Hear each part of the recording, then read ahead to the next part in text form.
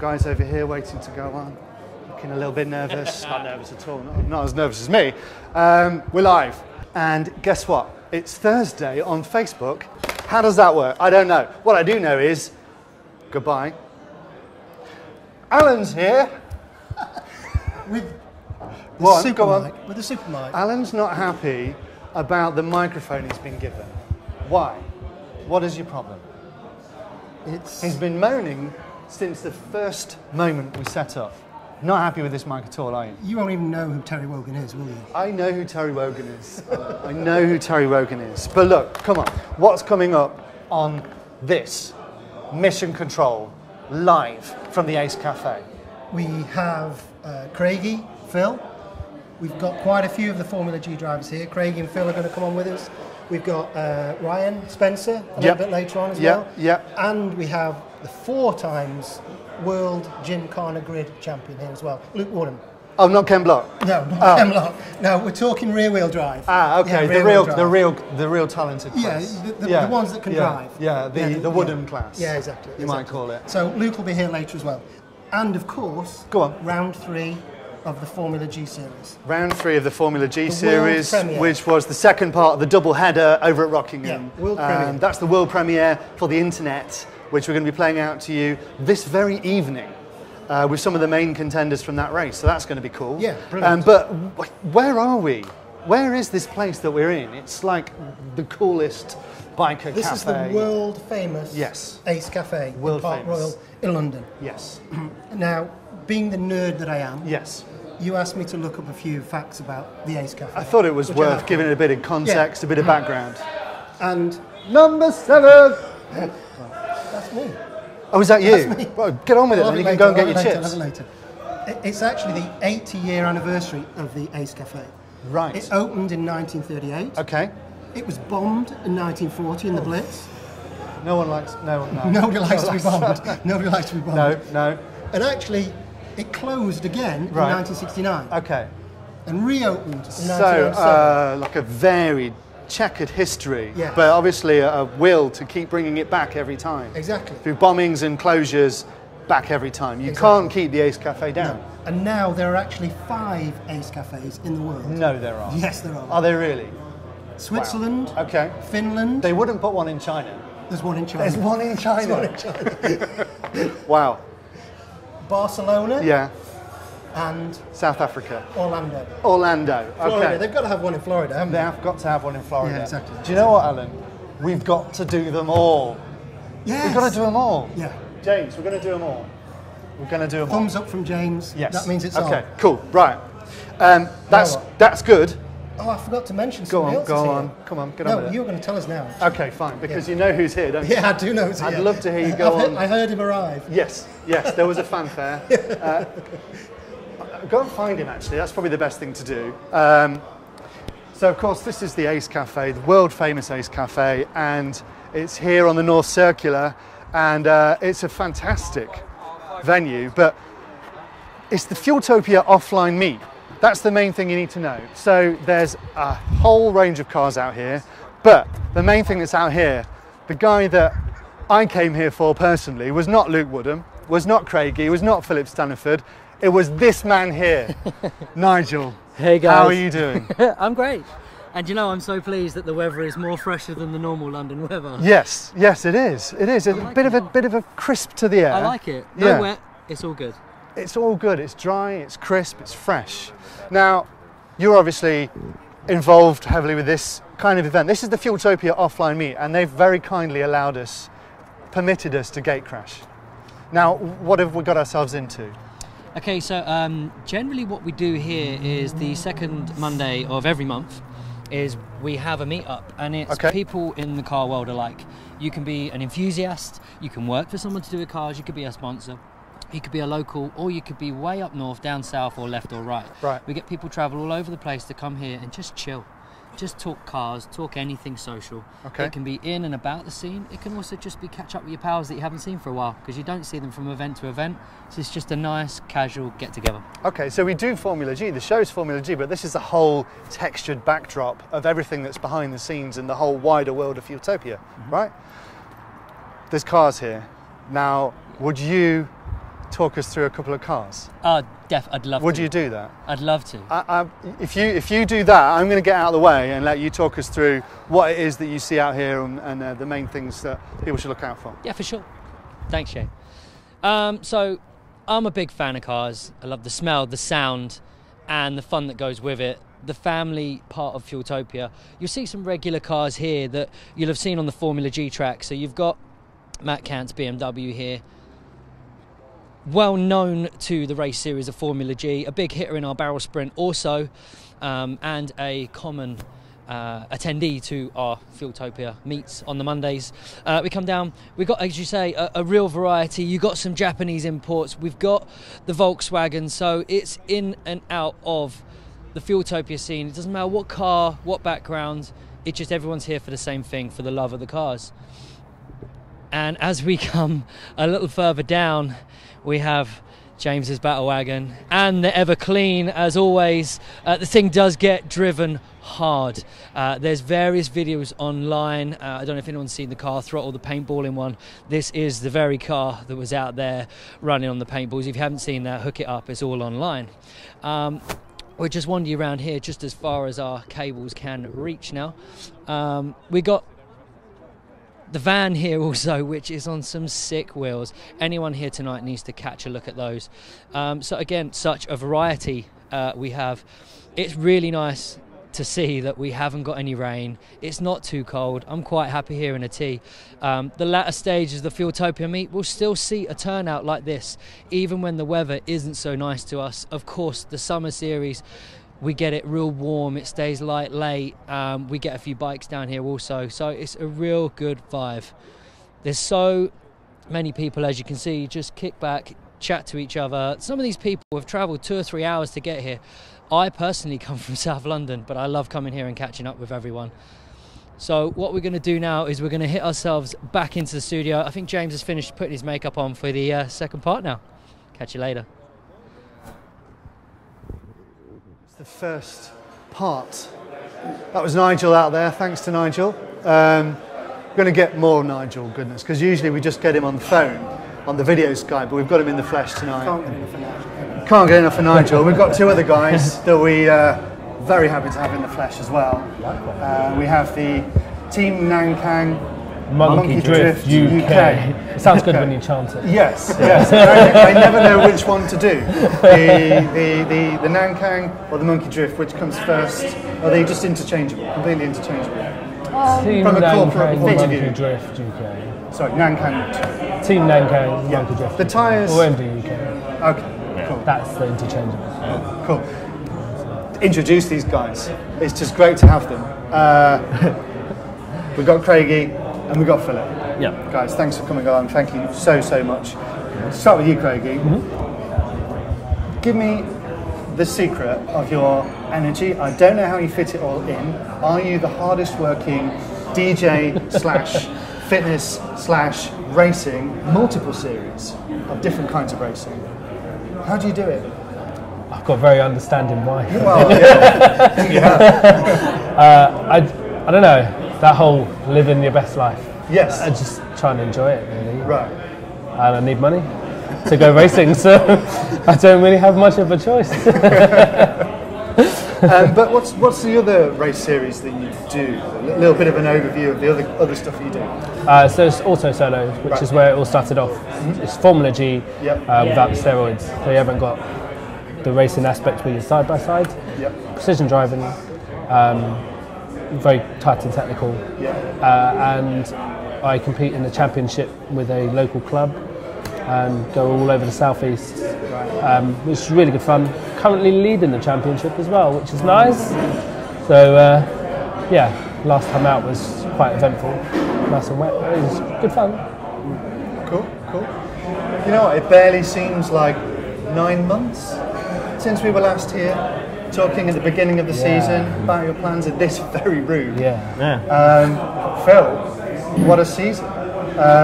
We can talk about the whole season because the season has finished now. We may as well be honest, it's all done. Okay. I'm always nervous that I can't say anything. So I'm like... The way I see it is TV is behind and we'll leave them in the past and the internet is in the present, or actually this is in the future because this is Thursday. This is Thursday. This is Thursday. Yeah. This is Monday, but that's Thursday. They're in Thursday. Don't worry about it. Don't worry about it. The world could have ended. Tell us about your season. Yeah, It's been a big one. Yeah, a few ups and downs. Car caused me a few problems. Having to rebuild the engine and not expecting that. But yeah, no, Formula G's gone really well. FBS I've sort of tailed off really, just because of the car braking. I had to miss a few rounds, so I could sort of carry on, but I just thought there's no point. Yeah. I'd rather get the car ready then for next season and push myself next year. But no, it's gone pretty good this year. I'm pretty pleased with the results and what's happened. It's yeah. You were up there, weren't you? Plenty, a couple of times. I mean, you won round 2, so first ever win, so that was quite a nice. That's what I said actually at the beginning. I wanted to get a first place this year. Yes. So I was quite pleased with that, getting it on round 2. So, I was very pleased. How would you sum up your 2018 in terms of Formula G? So it's quite a lot. Otherwise, just started January. I always have so much fun with Formula G. I would, until I have to stop for probably baby reasons. I absolutely love it. So I've not, unfortunately, been as competitive. Had lots of cool development stuff going on with the car, which has been really exciting and also a little bit frustrating, but that's development. And the boys at Scuzzle Motorsport and Dave have been working so hard to keep me out there, so I'm really appreciative of that. I've had a good result, which you'll see at some point. Yes. Really? Maybe. Really? You might see that next month. Got a good feeling about next month. Yeah. Okay. Phil, as I said, you've been up there. We saw you win. We saw your podium, and then towards the end of the season, the stakes were really high. And I don't want to bring back bad memories, but this happened. I was in the upper lane. Yeah. No. This is. I hope you bleeps. There's some bleeps here. There's some bleeps. That's all right. This is football, isn't it? This was hard to watch because the stakes were really high. That's the moment where it was like a little bit of a dream died there. Yeah, I hope I get a chance next year. I just hope there's a chance for the Gymkhana Grid qualifier. I hope the little boys don't get pushed out by all the big teams. That's all I'm worried for next year. When I first started it, and you had the hero battles against Ken Block and Ryan Turk, and then the next year you had Peter Solberg and a few more big names jumping in, and then South Africa came and there's more big names. I just think it's possibly little boys like us are going to get maybe pushed out and pushed to one side, which I'm hoping we don't. I think you'll do really well if you win. I don't know if I'll get the opportunity next. Like, if every time it was a qualifier and then we had a golden ticket, will there be a golden ticket next year? Will we get a chance? Time will tell. I'll go for it. If it comes up. I'm gonna go all out and really go for it. Got some good plans during off season for the car to make a difference next year. Hopefully. It should hopefully make a big difference next year. Craig, that was quite hard to watch. Is it stressful, Formula G? Is there stress? You seem fairly. I don't know if the stress touches you that much. You seem so laid back. But is it stressful? I think if I was competing up at the top, and there's some more, there's not a prize, so to speak, to it, but there's a lot of time, effort, and you give up a lot as well. Especially in Phil's case, like the amount of work I saw him go through. I was watching for the most part as well, obviously. The work he put in and how his driving improved since we first met a few years ago is just incredible. So I really felt for him, and as, not just as a teammate, but as a friend and a fellow competitor as well. You'll do fine. Next year. To give you an idea of just how stressful Formula G can be, we've actually got some inside, behind-the-scenes footage of Ryan's team in full panic meltdown. Really, the pressure and the tension in this is actually mind-blowing. Was that his brother? Wow.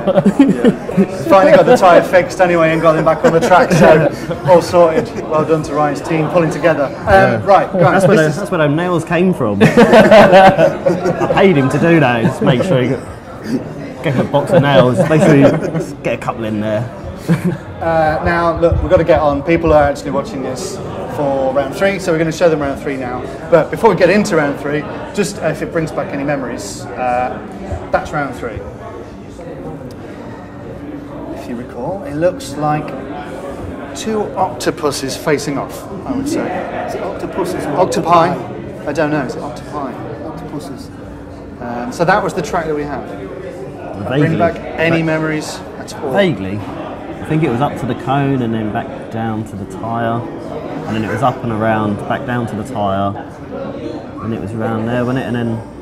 You know what? There's a reason why what you're about to see happened.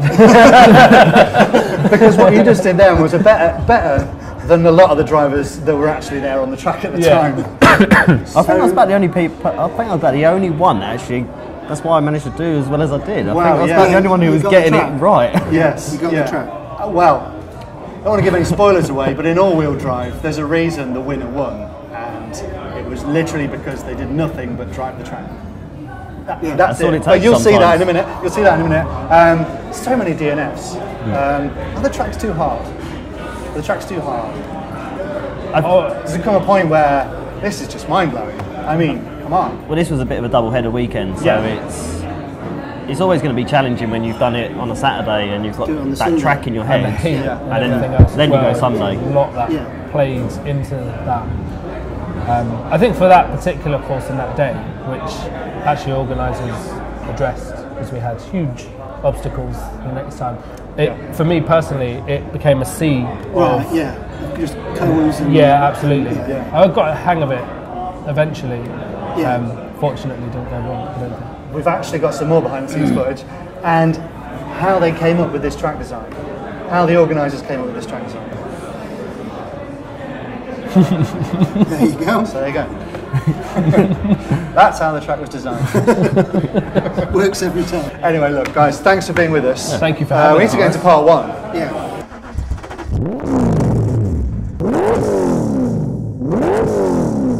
TTV Racing, sponsors of the Formula G Show. I launch off the line. The pressure you can see building from these two as they go through. Let's see it. Send them. And we're green. Wow, that is close.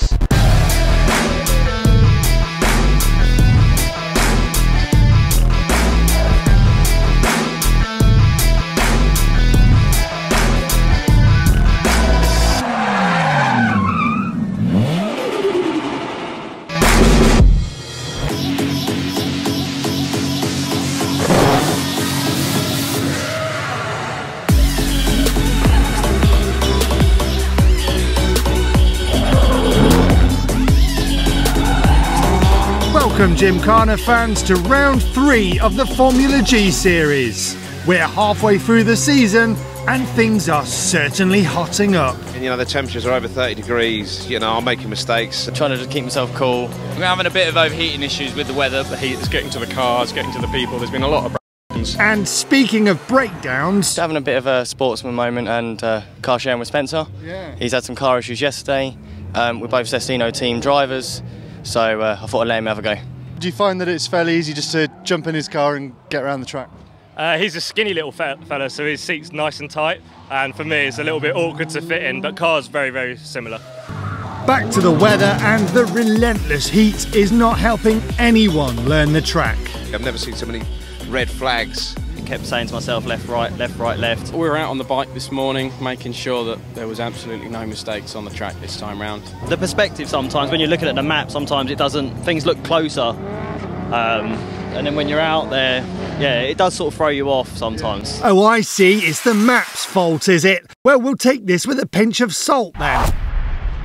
Side by side, on mirror image tracks, our contenders pass over the stop box to the start line. And it's a fast start through the chain link into an abrupt 360 round the cone within the tyre wall. then fly back down round the first Royce Lip Tyres flag, threading back up again and drifting all the way around the wall and back down again to the next flag, and this time it's a figure 8 of sorts, back to the first flag and up to a loop round cone number 1, carefully threading down the middle of the track, one final frantic 360 and the all-important stop box. Once completed, swap sides, do it all again, and the fastest combined time takes the win. So let's get stuck in with the all-wheel drive top 4 battles, brought to you by Scooby Clinic Racing. Dimitri qualifies on top, so sits in the final battle spot, waiting to take on the winner out of Bucky and Jordan. With your commentary, it's Nigel Pope. Just waiting for Bucky to get them 4 white lights lined up. Them front 2 wheels on the line there, and we're ready, we're staging, and we're green! Both cars launch clean into the back section of the first cone round this part of the course. Super tight from both and clean away from the tyre wall. Launching back down the other end of the track now. Taking those tyres right in there, and a big kick out from Jordan. Was that the wrong way, I think, on those tyres just there?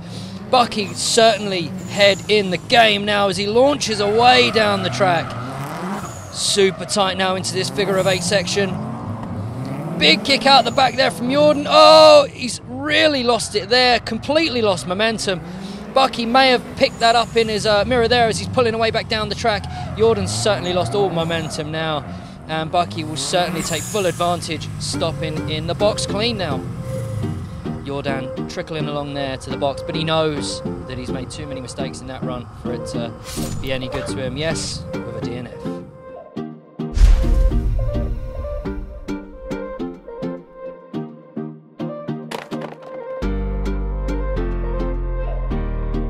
Well, things were really not going Jordan's way today.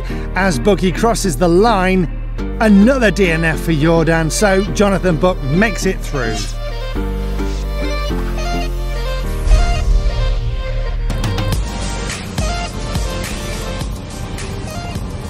And the final, teammates off the track and certainly battling against each other for bragging rights. And a clean launch, green we go. So fast that BRZ of Dimitri there, but Bucky is neck and neck with him in the first obstacle. But is that Dimitri gone round the back of the tyre wall there? Oh, incredibly tight round the tyre there, but I think Dimitri's thrown it away early. Just couldn't see from my angle. Bucky's certainly cool as a cucumber, flying down the other end of the track now. Big kick out the back there from the Scooby Clinic Subaru. And back up the other end of the track again. Dimitri knows that he played up there earlier on, so he just sits back, and I think Bucky will well and truly know what's gone on here, but still giving it all the beans into the box now, and a clean stop. So Dimitri knows he's thrown away that first battle, but it's still all to play for, because who knows what's going to happen in the second run now.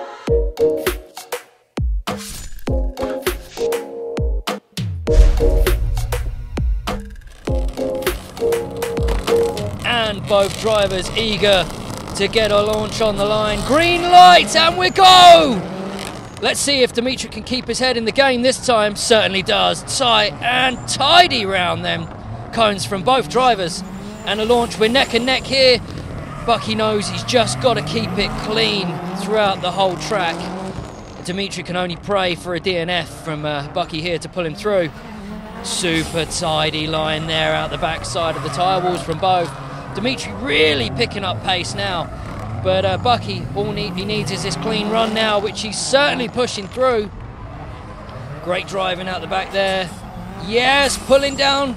Dimitri certainly first into the barrel there. A clean 360, pulls it round, and first in the box. But Bucky's done enough there. He knows, look at the face on him there. Congratulations, Bucky. It's clear you're going to go from strength to strength with that car. I don't know what happened to Dimitri. My spotter got me a Palmer again. Told me that something had happened on his first run. Said go clean, second run, you've got him. Again, over the moon.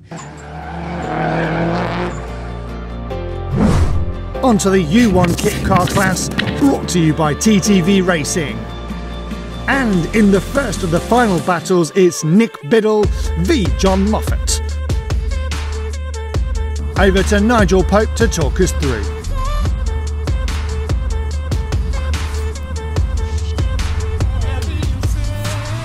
And a launch off the line. Both cars super clean green and right down the end of the track now. Tight from both. So fast, these U1 guys, as they're going round these cones. Look at the pickup on them both. Straight up the other end now, pretty close, but a big kick out the back there. And up to the tyre wall now. Pretty wide line, but they're setting themselves up. Super clean neck and neck. Into the figure of 8. I think John's slightly lacking behind now, but he may grab it back. It looks like he is pulling the pace on the launch. It's that second gear, tiddling whether they're getting there or not. And then the launch back down again. I'd say John is just behind, but he is pulling it back all the time. And in the box, clean runs from both.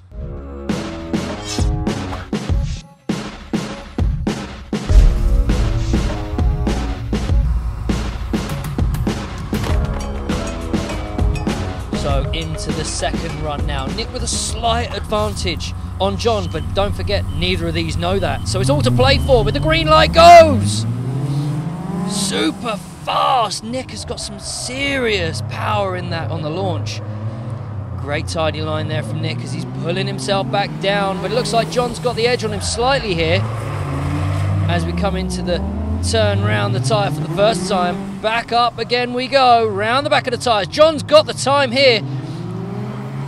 You just never know whether they're quite concentrating fully on the track or whether they're having a little look at each other, but neck and neck, surely just into the second turn there. I think John's got the edge on him now, pulling away to that cone. Yeah, he's certainly got some small parts of a second there on him. See how they handle the latter part of the course. They just got to keep it tidy. Great rotation through the barrel. Look, oh, that is close. Looks like John just got over the line first. See how the times totty up.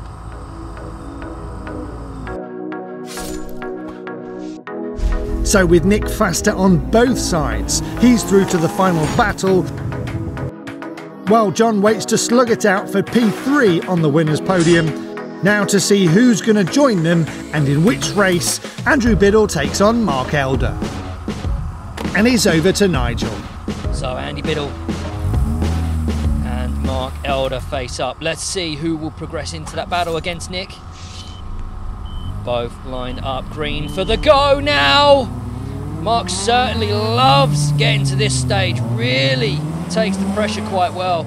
But Andy, certainly no stranger to feeling the pace of Mark on the other side of the track. A launch down to the tyres, super tight from Mark there, and Andy certainly pulls away that a little bit quicker there. He's got the edge on him just now, and Mark can only chase down the back part of the track into that figure of 8 section. So close to those tyres both get, and never a clip from either. Back down the other end of the track, Mark can certainly see he's got to chase some pace here. A lot to do now in the latter stage, just round the barrel from Andy, and in the box he goes. Mark can only watch as he comes into the box himself.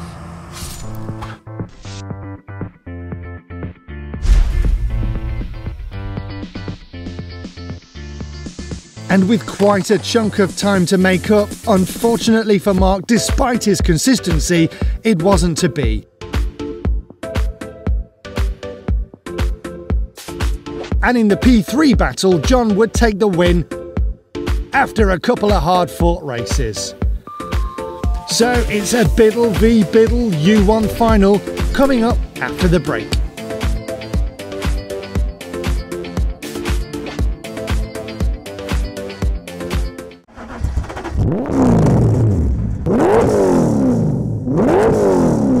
TTV Racing, sponsors of the Formula G show. Welcome back. Thank you for watching Formula G, round 3. This is Mission Control live from the Ace Cafe. Alan's still here. Still with the microphone. The main thing is that we're joined by Ryan and Spencer.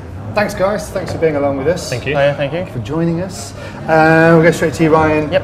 How's married life treating you? Oh, it's brilliant. Is it? Yeah, it's no change, just No change. She's great. How long is it now, Ryan? It's been 2 months. 2 months? Wow. He is a changed man. Yeah. Yeah. She let me out to play tonight. Is it Gretna Green? Do you get married at Gretna Green? No? Okay. I think that's wasted. That's wasted, yeah. That's wasted. Spencer, how has the 2018 season treated you? It's been a horrible season, but also a fantastic season as well. Right. Out of the 5 rounds this year, I know this is for round 3, but I've used 3 different cars in total. Really? Yeah, mine's broke down quite a few times, Wow. so I've used mine for 2 rounds only. Shared this guy's car as well, which has been So what great. was the round 3 problem you had, Spencer? Round 3, my brake seized, and then Ryan's brake seized as well.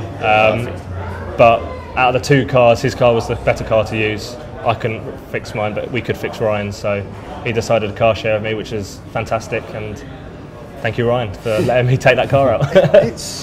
I've never known it before, but maybe it's just this kind of motorsport. Car sharing, it seems to happen quite a bit. Yeah, we're all, you'll hear it a lot, we're all sort of a family, it's a Fueltopia family, and you'll see everyone that needs help. Yeah. We took a roll cage out of someone else's car to help them take weight out. Yeah. People need parts, we help it, and we get everyone on track as much as possible. There's no point winning in the pits, is there? Yeah. Yeah, you don't have friends in Fueltopia, you've got family. Yeah. Which means you can fall out of family as well, can't you? Of course. Me and Ryan have had our ups and downs this year. And we just hug it out, And the next round I'm sharing his car. Yeah. Can it benefit you to lend your car to somebody else in that they come to it with a fresh pair of eyes and maybe they notice something, some way it's behaving that you didn't notice? Can there be any benefits to lending your car out? It can be, it's got some negatives as well because the tyres are getting used more, using more fuel, brakes, so car just gets hotter. Yeah. But then you could come off, you get your car back after him and you've got hot tyres ready for your next battle. Yeah. I noticed nobody wanted to lend Bucky a car in the final round. Strange. It's really strange. I thought that was a bit cold. I wasn't there. I was quite warm. I was in Hawaii. Yeah. You were fine. Yeah, I was fine. But my heart goes out to Bucky in that particular round. So anyway, let's move on. Spencer. You must have great feelings about 2018. 2018 has been a brilliant year. It's been the best season yet. It's my 2nd full season of racing. Yeah. Last year I was the rookie, and this year I've really pushed the top guys, I thought. Yeah, completely. And champion of champions? Champions, yep. Still don't believe that happened. Yeah. Definite highlight of the year. Coventry Motor Fest is an amazing event anyway. Yes. And then that just topped it off. Does marriage slow you down? No. Makes life easier. I don't know if the results tailed off after you got married. It could be not connected. Hawaii slows you down. Could be that. Could be that. He's not turned up to a few now, which I quite like. Yeah. It's made my life a bit easier. Yeah, well, you need his car. Yeah, well, hopefully not. Cool. What else have we got? Anything else? What's the plan for 2019? Yeah. New car? Any car changes? Anything you want to be doing differently? Everything was broke on me this year Yep. is going to be revisited. Yep. For the sake of running more power, I'm not 100% sure if I want to do it or not. Yeah. I don't think we need it. I think we just need to focus on a better setup. But I also might look into doing another championship as well alongside Formula G. Okay. So, but it all depends. Just to get more wheel time. Right? Exactly that. Yeah. Going to a form of motorsport I've never done before. I had a strong karting background, so I want to try something else now, get back into that circuit racing. But I still want to 100% focus on Formula G. Got you. What about you? Any changes? Where do you go from there? Champion of champions. Well, I want to get the win in Formula G. I want to win the season. I've been sort of low on the power, but M-Tech are going to try and up the boost for me, so we'll get a bit more power to keep up with the bigger cars on the straights. Got you. But the car's felt amazing this year. It's been super grippy, so I've not lost any grip. It's just the power that's letting me down now. Yeah. You finished higher than Luke, surely. Finish higher than Luke? With not doing the last round, I finished joint 4th with Woodham. With what? Right. With Woodham. I was 5th. Just behind all them champion of champions, world champions. 3 points off 3rd overall. Wow. With missing a round. A good year. A good year. Good year. Yeah. One final thing, because we talked about car sharing and it seems to happen a lot, and it's fascinating me, this whole idea of car sharing. I wanted to propose a new event. And I'm going to talk to the Fueltopia guys. It's a bit out there, so bear with me. Okay. I had this idea that we just get a bowl, right, and everyone puts their car keys in the bowl, right, and everyone puts their car keys in the beginning, right? And then you pull out some car keys, and whatever you pull out, that's your ride. That's what you have to go with. I've seen this before. This goes a different way, doesn't it? I don't know. It just came to me. It just came to me one night. I'm so glad I don't have a key on my car. I've got a very small bucket seat, so. We heard. Yeah, it's a booster seat, Ryan. It is. Yeah, it is a booster seat. It was a bit narrow, wasn't it? It was, and I was doing a Jeremy Clarkson. I was looking at that A-pillar top bar. That's all I could see. Guys, thank you so much. Thank you.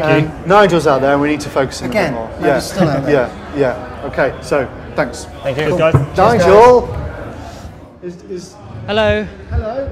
Are you out? Hey everyone. Yeah, I'm out here. Sorry, I was just having a look at Matt's car. I know he normally leaves his keys in it, but he hasn't. So that would have made a cool feature, donutting round. But instead, I'll just walk and talk, I guess. Just walk and talk. Yeah. No, you know what? I love your commentary. Thank you. You know what? Because you can make front wheel drive look exciting. I've heard you do it. Yes. Yes. Yeah, So true. I think you can make anything look exciting. Yeah, for sure. And I just thought we had a little challenge for you. Whether, and I don't know how exciting the traffic is out there, but whether you would be able to commentate on the track, on just something pretty boring. I got this, okay. Because this is London, anything can happen. There could be stabbings and all sorts. So let's see what's going down out here. There's a bus, and the red bus comes down here quite eagerly into the mini roundabout just at the end of the road. Hopefully that will stop just in time. And he has great footwork there from the bus driver. Now we're coming in with a delivery driver here. Now he's probably a bit late. He is indicating quite late into the junction now. And opposite him we have a big red Royal Mail lorry. Now I'm sure them parcels will make it there just about on time, but if not, there is a complaint line I'm sure you can find online. And a sneaky little Golf down there now coming into the roundabout. I think he's just on his way home. You can get that essence of McDonald's smell coming out of the window there. And on the other side, a little bit of commotion there. I think someone's just nicked that gent's parking space, but there are plenty further down if you just do a left, right, forward over there. Yeah, there's plenty to go on out here, actually. I could do this all night. Nigel. Yes. I need to see you in the flesh again. Can you come in? We don't want to leave you out there all the time. Yeah, I mean, do you know what? Fresh out here, but let's soak up some Ace Caf fumes. Okay. I'm back on my way. So Nigel's on his way in, and he's going to join us in the hot seat. We're going to be bringing you part 2 in just a second of Formula G round 3. Nigel. Hey guys. Warm the seat for you, Nigel. Now round 3 was second part of the double header. You know, remember the double header, yeah? Yeah, I was there for it was day 2. Yes. Yes, with the octopus track. Yes. Any standout impressions you got from that whole vibe? Do you know what? Yeah, there was a few drivers that have had a blinder of a season. Yeah. There's one particular driver that's been getting better and better and better. And as close as he come that day, nipped it at the butt right at the end. Do I say, do I not? Go, just. Yes. We're going to hit it out there. I'm going with the Monkey Drift driver. Yeah. We've had a chat with him earlier, Phil. Yeah. The guy's just drove his heart out this season. He's made some serious modifications to his little MX-5, which not only has that made him competitive, but his driver's style has developed so much as the races have gone on, and he's raced some real big hitters. And the big thing with that is not just how you drive, how your car reacts, but it's how you deal with the pressure. And he does it so well. There's big things to come from him, I think. It does look so calm while he's out there, doesn't it? Yeah. So smooth, so gentle. Yeah. No effort for him almost. No, and it certainly seems like that. Yeah. And when he gets out and kicks off at his bonnet because something's gone wrong, well then that's just the other side of the world right there. But you know, that's the passion coming through, of course. I love the fact that when we talked to him at the beginning of the season, he said he refuses to spend any money. He can build things, he can make things. He's the guy that's built that car from the ground up with his bare hands, with just things that he's fabricated himself. Yeah, I mean, you quite often see him through the bins looking for Kit Kat wrappers because he needs that metal foil to connect the battery terminals. You know, that's how I feel. Now we're just about to go back into part 2, and that takes us to the U1 final, which it had to happen one day because both the Biddles are hugely competitive in that U1 class, but they are sharing a vehicle. So it had to happen. Looked a little bit like this. Now, bit mind-blowing, but we're going to see, and you managed to do it, you managed to commentate on what was effectively a folding in the space-time continuum, where one car was able to do 2 races. So you know when you have like issues with TV and it goes all fuzzy and white and black, like all that kind of pixelated finish. Yes. When I saw what you did with the camera footage there and blended them both together, I didn't know what to say. And like my head just went all frazzled. I'm like, how do I deal with what is even going on here? How have you put these cars together? Because they drove it separately.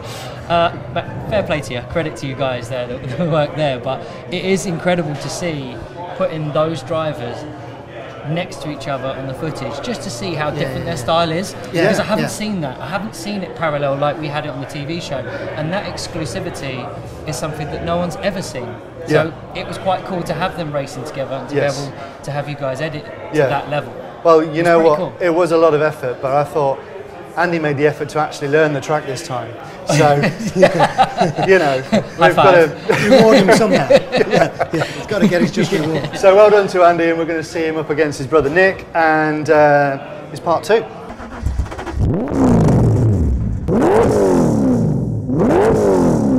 TTV Racing, sponsors of the Formula G Show.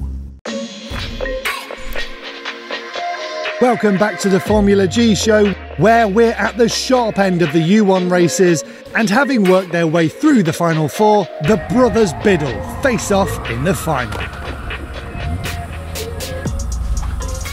So here we have it, Nick versus Andy in the final, and they're off. Full launch now.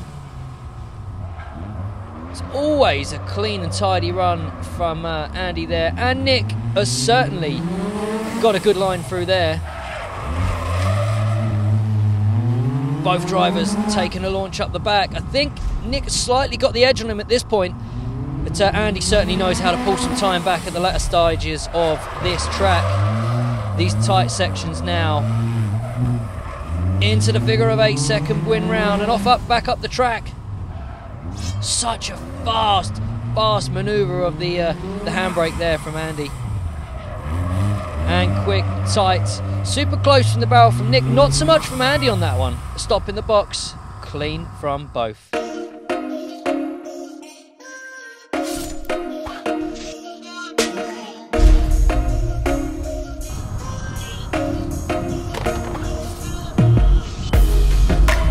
So Nick's slightly behind here, but again they don't know quite what the time is as they launch off now for the second heat. Tight round the cone from both drivers. Great driving. Such a fast part of the track there as they launch back in a pivot round and way back up the track they go. Different styles from both drivers. The brothers, don't forget, taking in turns on this track, and they both do so well getting that car to grip and slip where they need it. Back up the track now. Such a concentration. You can feel the tension from the outside of this car. And clean runs far from both. Just a little pivot round and in the box we go. And a clean stop in the box from both. So with a decent lead on both sides of the track, Andrew Biddle takes the win. Oh, that was fantastic. I really very much enjoyed that. It's hot out there, the car's hot, but it's brilliant. Over in front-wheel drive, brought to you by TTV Racing, Ashley Roberts had a weekend he'd rather forget. It was horrible, the weekend, problem after problem, but still managed to get out there and come away with second both days, so I'm happy about that. Is he catching up on you? He will do. Yes. I can see it coming, yes.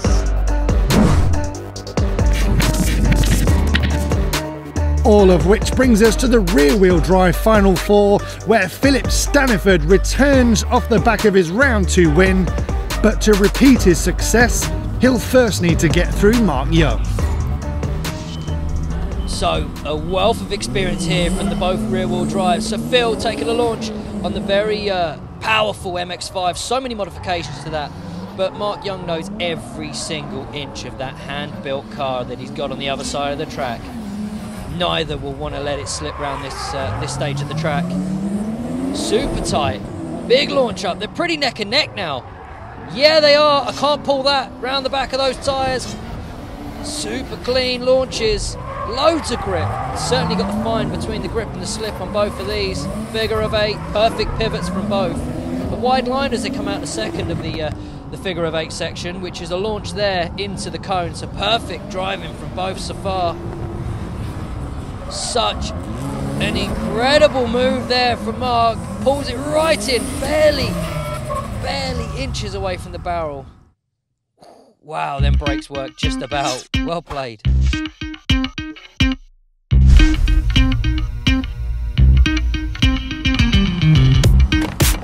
Small margins here for Mark to catch back up, but again, they don't know, so let's see. And a green, they launch up the track. In fact, Phil seems to have got to the cone first there and held it into the second spin. See how Mark pulls away with the grip. Yeah, he threw that power all the way down to them back tyres.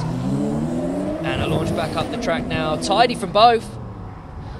Straight around the back wall. And again, same as before, neck and neck to the second side of that wall as they're coming way down the track into the figure of 8 section. This splits the men from the boys now. Super launch from both. Loads of grip on the ground into the cone section. Neck and neck. This is exciting stuff. Neither will know exactly how far they are from each other. They'll be big in the concentration. Mark is so close to that barrel there. Phil just in the box before, I think. Clean stop from both. Great racing. So Philip, clearly not a one-hit wonder, will battle for the win, while third place is the best Mark can hope for. However, on the other side of the tree, we have two of the best in the world. Over to you, Nigel. And this is a one to watch. Neither driver will want to go out at this stage. Green light, let's see how this first run goes. The Monster Energy driving of Luke Woodham against Adam Elder. Big rivalry between these two. The concentration will be super fast here. It's pretty neck and neck. Looks like Adam slightly got the launch on Luke there though. He has, he's into the tyre wall first to see how they come out. Luke's caught up, just like that. Every single time he gives him an inch, he takes one back. Into the figure of 8 section now. A lot tighter on the second section for Adam, but looks like Luke's got the launch on him. Ever so slightly in front now, Luke. Adam's got a little to catch up on, but let's see this section here into the barrel now.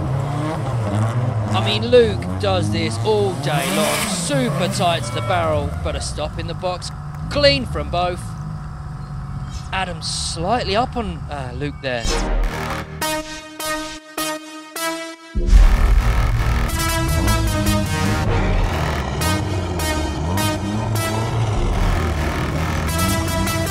So Adam's slightly in the lead at the moment. Let's see how they handle the pressure in the second run now. Launch into the back of the track. Let's just take it round this cone, guys. Nice and tidy. They do. Second rotation, and we're off back down now. Incredible driving. Always exciting to see these two, especially when they're as neck and neck as they are in this second part of the track. So close to the tyre wall there. It's a different line we've seen at Luke today. He's done very well there. Super slick on that first part of the figure of 8, and Adam's got the edge, I think, here as he launches back down the track. But neck and neck into the cone. So much. Oh, was it a DNF there? What happened? That just shows you that the concentration at this time of the track can throw it all away. And as you can see, Luke well and truly knows what he's done there. So if he's given it away, he might as well burn the tyres because he won't need them for the rest of today.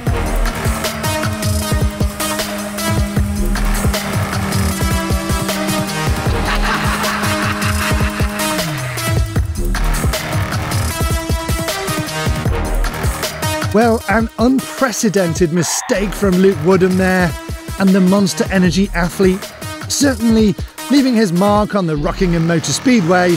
He's out of the running for this round and ultimately settles for third place ahead of Mark Young. And we find ourselves with a rematch of the round 2 final. It's down to Adam and Philip to battle it out, and it's back to Nigel. And we launch off the line. This is it, the grudge match. These two will certainly be feeling the pressure under that foot now. Slick ride through the cone. Now we're dropping back down to the other end of the track. Flick it in for the first rotation as they're coming back up now, and it's neck and neck. So much difference in the style of these cars, the driving of both drivers, the experience levels are different, but look at this, is exciting stuff on the track. Incredible driving from both at this stage, super tight up there. Neck and neck, I still can't call it from here. This is where it's won or lost. And a tight round the barrel from both. A launch into the box. Adam slightly with the edge on Phil there.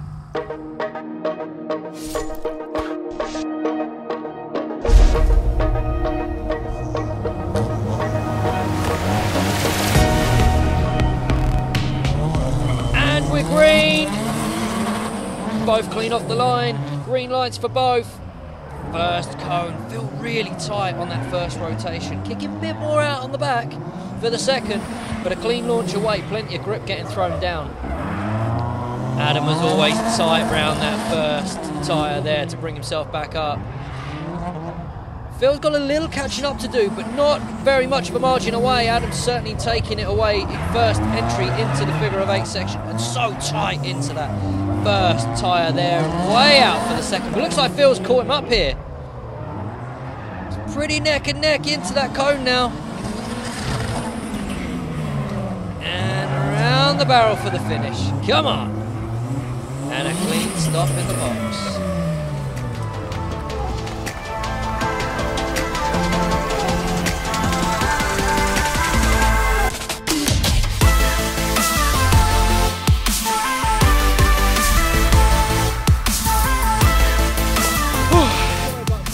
Oh wow, we had a good battle yesterday. It was clear, it was milliseconds. It's the same battle today, but that's what I'm here to do, to race with Phil here. He's done a great job. I'm out of breath. I'm buzzing, man. I'm buzzing. Congratulations to Adam. You catch your breath, and we'll see you at Santa Pod next month for round 4.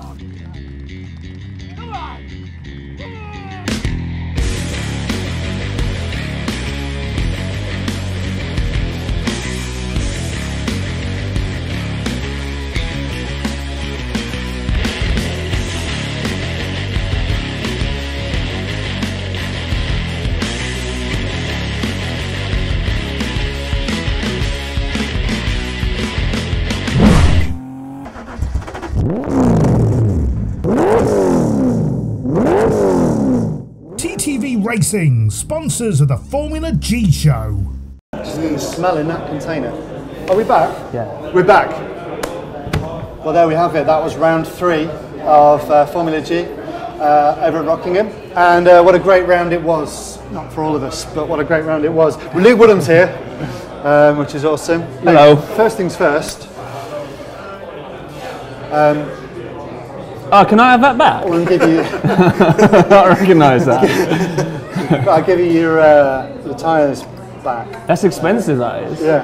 Yeah. So yeah, no, I was thinking I was going to give you back, but then I thought actually maybe for the museum you could sign it and we can keep it in the Formula G. That was my gift to you. Yes. Cool. At the beginning of the season, we met up and you talked about this. I used to try and drive quietly, but still kind of drift the car around. So I had like a course set out. It wasn't an easy course. It had a brick-built plant thing with plants in it. So I was learning to drive and drift the car and around that. And then I had like a lamppost and it had 3 metal bars around it. They're always thinking, you've got to be quiet. Gently does it. I just thought it was interesting that you started talking about being quiet at the beginning of the season. And in a Formula G sense, it's been a bit of a quiet season. You haven't troubled the top 4 that... To be fair, not troubled the top 4 that much, and we haven't. Yeah. We thought we'd have you on every episode, and we've missed you. And I put it to you, Luke, that you've been doing other things with your time. I have, and what we did, I did 41 days on the road travelling with the car. We did 9 countries. I think it was 6 or 7 events. Yeah. And as soon as I come back, I was like, right, straight back to Rockingham. But before we went, I reshelled the car. So like 2 weeks before I left, we reshelled the car in a week to freshen up and get it out there. And yeah, I didn't actually align the car at all. So it's been like trying to piece together as we go along now. Yeah, in that respect, I have been quite on the kind of FG front, but it's not a bad thing. I wanted to say, that's not representative of your career. Has this been the biggest year of your career? 2018? Yeah, effectively, yeah, it has, to be honest, because I think since May, I've been doing this full time now. Yeah. So, yeah, it is. I spoke to Vicky about it today, like, said, yeah, it is probably the biggest year I've done, because I kind of just took the jump, both feet straight in, and was like, right, if we're going to do it, I need to do it now. So we just gone flat out, and like I said, we kicked off. It's actually my 30th birthday when I jumped in the van, 31st of May, and then I did 41 days on the road, and it was some of the best memories I've ever had. It was amazing. Yeah. You don't do it easy, do you? No. It's I've worked more hours now than what I did when I had a 9 to 5. I don't stop. Yes. What day are we today? We're Monday. It's Thursday on Facebook. But it's Monday on Instagram. That makes sense. I'll go with you. Cool. Yesterday being Sunday, then. So it just turns into one. One blur. Yeah, I was working yesterday. What was I doing yesterday? Working on your car. Painting. Yeah, paint. I was painting. EastEnders omnibus. Yeah, I do everything myself. Like apart from the massive mechanical engine work, I won't do that. I can do it, but I don't do it. From the ground up, like, that's why my hands are dirty. Because I do more now than what I ever did before. So it doesn't get any easier, but I think the want to do it is stronger. And I think I get more it's more rewarding. If it does pay off, if you do win, it's more rewarding to know that I've kind of done it. Yeah, because that's what I also wanted to say. You've been super busy, but have you been mainly entertaining more than competing? Yeah, so I pulled out of competitions. I did the BDC a couple of years back.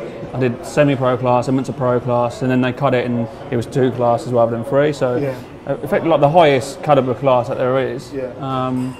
We did well. Like in the first year, I finished 3rd in the championship. My first ever year drifting ever, which was great.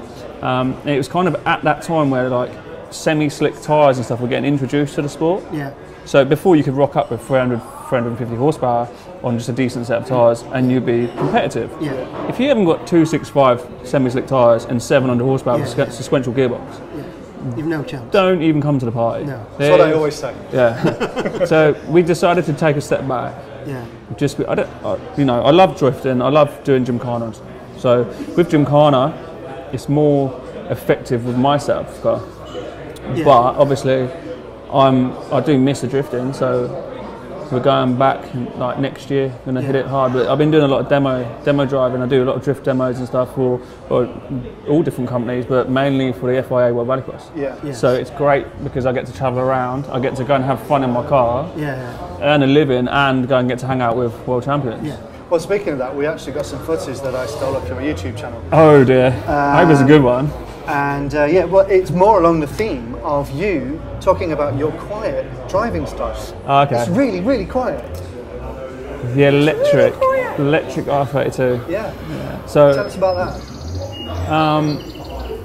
I'm all about being quite out there and causing a bit. If there's a bit of trouble, I'll be behind it. So that, for example, that car is a Tesla-powered car. So it's a normal Tesla. I think it's Tesla S. Is like 0 to 60 in 2.8. This Skyline's a ton lighter than Tesla. So it you can understand how fast this car is. It's insane, like insane. Just with a throttle and a brake, and we have the handbrake, and there's like no clutch, no gears, nothing. Just hit the power, and you're gone. It's impressive, so impressive. But I'm a petrol head. I like noise. So it's kind of like, it's difficult because as a driver, it's fantastic, great feedback, works really well, performance is amazing. But as a spectator, it's not amazing because there's no noise. I like popping, banging exhaust, you hear the turbos. I'm all about that. V8s, love it. So it was kind of one of them things where like, right, I want to be the first person to go and take this electric car. It's like, I think it was a record crowd. It was like 70 or 80,000 people. Was it Loya? Yeah, in France. Yeah, for World Direct. So I was like, there's not a better time to do it. So let's do it. The crowd did get behind it. Yeah. But I was more impressed with the amount of people that come to look at the car to kind of go, what is this? You know. So in that respect, that's why I did that. But it outlived my expectations. It was unbelievable. So. Does it affect? You obviously get no engine noise feedback when you're driving it. Does that affect the way you drive, or? Yeah, it does a bit, but I mean, I kind of just do it all through feel. It's the weirdest. It's hard to explain. It's just so weird. It does everything as a normal drift car would. It's just obviously just nothing there. It's just so you hear a little bit of like a motor noise, but all you hear is the tyres like kind of squealing. Yeah. So it was that like that was it. Yeah. So, but it was really rewarding to drive. Yeah, and I was just happy to say that I was kind of the first person. Are you going to be doing some more with that car? For sure, 100%. I like it that much, it's great. Yeah. It is just difficult to try and persuade people who maybe don't drive and are just watching that the car is still quite cool. Yeah. But I can understand that point from being younger when I've been sat in the grandstands. You always go for the car that has the biggest flames coming out of it or makes the most noise. So I understand that. So yeah, it's a difficult scenario, but... Gymkhana Grid now. You're going to fit a whole lot of competition into the end of this year to the Gymkhana Grid. Realistically, in your class, who can beat you? Anyone. Anyone. Okay. Because since day one, I've won it 4 times in a row now. Yeah. It's not a given. Do you know what I mean? It's not guaranteed. I've worked my arse off for it. I've beaten Adam by the smallest of margins. I've beaten people by the biggest of margins. Yeah. But it doesn't. On that day, at that event, that's where it counts. It doesn't matter if I make a mistake, which I have done, in the UK Championship, and I've lost. Yeah. Anything can happen. Yeah. You know, you don't know. So I never kind of go, oh yeah, I've got it in the bag. Not a chance. So it could be anyone's. By that token, how much pressure are you going to be putting on yourself? I just put loads on myself all the time. Yeah. But it's just me and how I work. Like, I don't know if I like pressure. I don't know, but I seem to find myself under a bit of pressure when you get to the finals. You're like, all right, here we go. Concentrate. You know, I don't overthink it. It's weird. I just kind of get in and do. So almost the better you get, the more pressure you put on yourself, don't you? I guess so. Go to that next it's that level. It's that fierce rivalry, isn't it? You're champion, and then you're expected to back it up again, you know. And it's like you just keep going. It's just like, if I win 5 times in a row, it'd be amazing. I said it after the first time. If I win 2 times in a row, 3 times, 4 times, and everyone's like, oh, it's not possible. It's not possible. No, it is possible. Like I'm working, doing everything I can to make it possible. All I can do is be the best in myself and make sure I bring the best car to the event. That's all I can do. So I can't do much more than that. So cool. You first won 5 years ago in Madrid. Yeah. Is that right? It is right. That was the first time you won. We were there. Yeah, we were there. Yeah. I did. And it was great to see you win. How has the Luke Woodham racing setup changed since that guy that first won to the guy that rocks up 5 years later, winning every single year? Has your setup gone from one guy helping out to a whole team? How has it changed? People would imagine that it's quite a big team now. I get helicopters and exactly. No, exactly. Still drive myself in the van and no, it's you keep it quite tight knit. Yeah, because I have a hard time of letting go. Yeah. So if there's something to be done with a car, it doesn't matter if someone does it. I'll kind of be there like, well, what's going on here, kind of thing. Because I don't know what it is. I don't know what it is, but it's just me and like it's my best mate. Since actually he wasn't in Madrid. He wasn't in Spain. No, I need to pull him up on that. He wasn't in Spain. I had another mate of mine in Spain. We were in Spain. Yeah, you were. Could have asked you guys. What were you doing? What were you doing in South Africa? Nobody's asked us. Oh, that was awkward. Yeah, well, no. So we'll brush over that one. Whoops. I suppose I better go actually, South Africa. It's been he's coming out again. I've had support before, but like I've gone through so much from doing this. You know, what I thought how my life had panned out and how it was playing out. That was it. Yeah. Straight, an easy path. Like it was lovely. Like you just have this. You meet someone, cool, blah blah blah. Done. Nah. Nah, not when it involves cars. Like, nah. Just I've sacrificed a lot. I've ruined a lot of things. Do you know what I mean? Like my home life, personal life from years ago, and I just ruined it through racing. Your dad's have to find somebody to work for him now as well, hasn't he? Jacked it in from him. He sacked me. It's been terrible. Oh, this is a great way to end the evening. No, Christmas in the Woodham household. Yeah. No, I love them to bits. They've been fantastic. Like the biggest supporters have helped me out. We've seen him at Formula G every round. Seen him disqualify you. Yeah, he disqualified me. Yeah, I can remember that as well. Yeah, but to be fair, like that's how it is. You know what I mean? If he said I've done something wrong, I've done something wrong. So it is what it is. Yeah. But yeah, I mean, you know, things have moved on now. The sound you can hear is we're at burnouts, music, sirens. This is not news night, in case you've just tuned in. This is the Ace Cafe, where it's the Fueltopia offline meet, and Alan's wanted to do this, and there's 2 minutes left. You've got 2 minutes to go and talk to whoever's left. Talk to whoever's left. Let me go and wander off and have a chat with a few people. Plenty of people, are still around, but Alan's going to nip out and talk to a few people that remain. There's a few people left here. Vicky's here.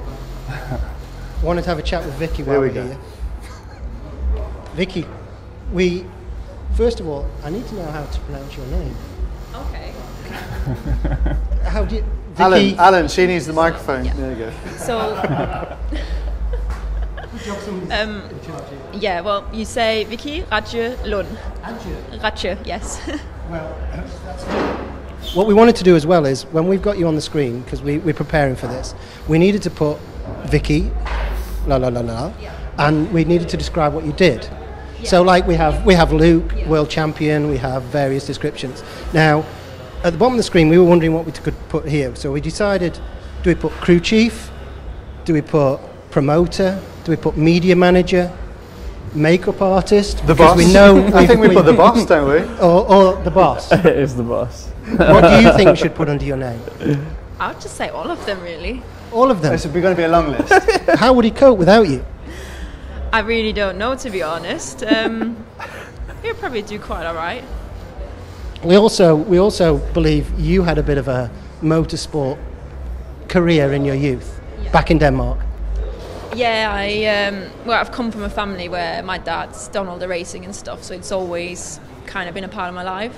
Yeah. I mean, we have some photos, but we can't show them on here, can we? There we go. Is that you? Yeah, that's me. What race was that in then, Vicky? It was actually just near my local track where we normally go and practice. It's just a practice photo. For me, riding motocross was just more about the fun and... And how old were you then? Good question. 17, 18. And we've got another photo here of you doing some work on the bike, I think. That's also me, yes. Restoring the bike, making it look good again. And you raced that bike? Yeah, that was my first motocross bike, a Honda 250 4-stroke. When did your racing career finish up then? When did you start? It's never really been so much about racing for me, because I just did a few years of the motocross. I've done a few local races and stuff, which went okay. It's just more for fun for me and learning, experiencing it, trying something different. So you're going to get on the two wheels again, maybe? I would love to. One day, hopefully, I would like to try it again. Because Luke rides as well, doesn't he? He used to tell us about his riding backwards and forwards, so maybe a race off between the two of you? Yeah, I'll be a little bit rusty, but I'll give it a go. And final, we've got to ask about Gymkhana Grid. Who do you think's going to win rear-wheel drive Gymkhana Grid in South Africa this year? But I obviously know who I would like to win, but like you say, you never know, it's racing. The best man will win, I suppose. We'll see, shall we? We'll see. That's Alan, cool. we've got to cut you short. We're done. We've got to cut you short. We've done. Sorry. Thanks, Vicky. We have run out of time. Thank you so much, Luke, for being with us. Thank you. Next month, it's round 4 at Santa Pod in an event that features a fun fair, a rave, a live sex show, and some Gymkhana racing somewhere in the middle. I won that one. I did. No, you've just ruined it now. Cut that bit out. Hopefully we're going to come to you live from Scotland. If anyone there wants to invite us and let us come. Thanks a lot, Luke. Just say goodbye. Bye, everybody. Bye. I can't believe you've done that. Good. I had to, because you're like, you've not been inside the top 4 now for a little while. Get in his helmet.